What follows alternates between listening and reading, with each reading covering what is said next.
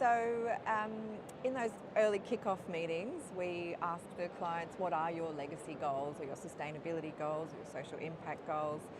And we seek to provide a program that will respond to what their goals are. So you might remember we have our own legacy program at a venue perspective, which is split across those 5 streams of activity. One is First Nations, so providing cultural appropriate engagement, but also access to a supply chain that's been certified as Aboriginal owned and run. So if people want to bring in not just cultural experiences but also supplies, whether it be Indigenous ingredients or gifts or whatever it might be, or artists to provide artwork as part of a program. You know, one of the early sins that I picked up when I first joined the industry is an international association had used a boomerang and some dots as part of their logo with a graphic designer in-house. Well, that's cultural appropriation, and it's not something that is appropriate. So we're now in a position to be able to say, well, here's some wonderful Aboriginal artists, First Nations artists that you might like to work with to create your logo or your design early on before you start marketing the event. So that's probably where the biggest area of interest is. I suspect because it's unique to Australia. Another stream that we run is a creative industries stream where we seek to provide opportunities for emerging talent. So we work with a couple of groups within Sydney. So we work with one group called the Talent Development Project, who are young emerging artists who very often go on to work on Broadway or in the West End or become international, stars in their own right. But it gives them an opportunity to perform in networking functions or maybe even on the big stage, honing their skills as they start their musical careers. And then we also work with a diversity of groups that are very, very authentically Sydney. One's called the Bankstown Poetry Slam. So it's from Western Sydney, spoken word artists.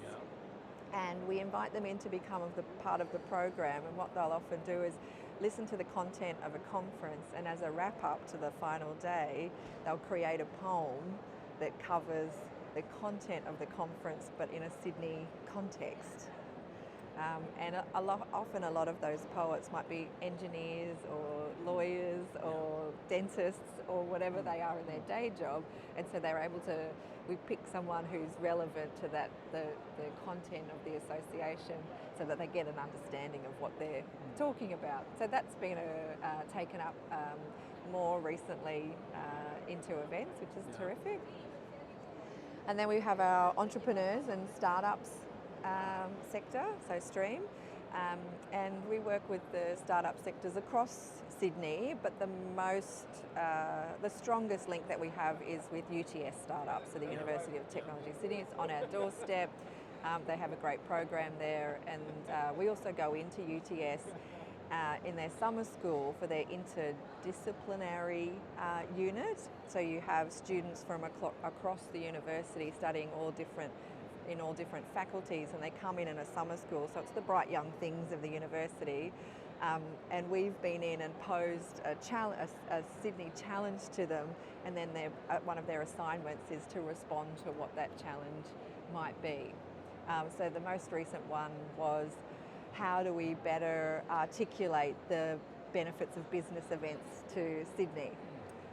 And so they came up with some wonderful programs. A lot of them went down a sustainability avenue, and then we promote the solutions to that challenge on our outdoor digital screens throughout the precinct, so they can get to come in and into Darling Harbour and see their idea up on screen.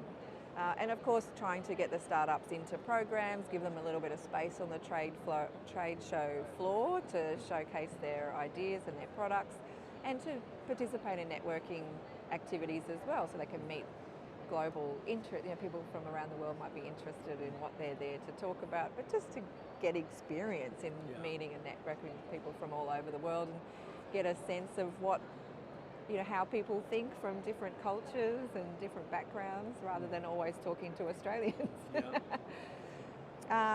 Then our fourth stream is Generation Next, so really looking at students, and that might be young students, so we do some work with some primary school, Aboriginal primary schools, and bring them in and show them around the venue and allow them to see, you know, First Nations language and visuals across the venue so they feel welcome and it's a culturally appropriate space.